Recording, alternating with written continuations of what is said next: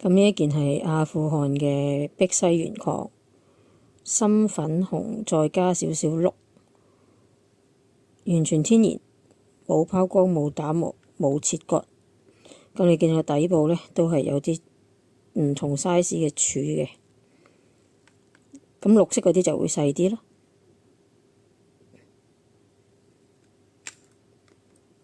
咁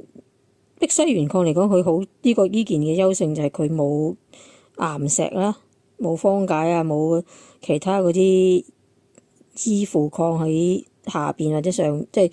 佢唔會嵌咯，唔係嵌住嗰啲礦物裏邊咯，佢就係單獨自己一個，咁就比較難得咯，咁大件。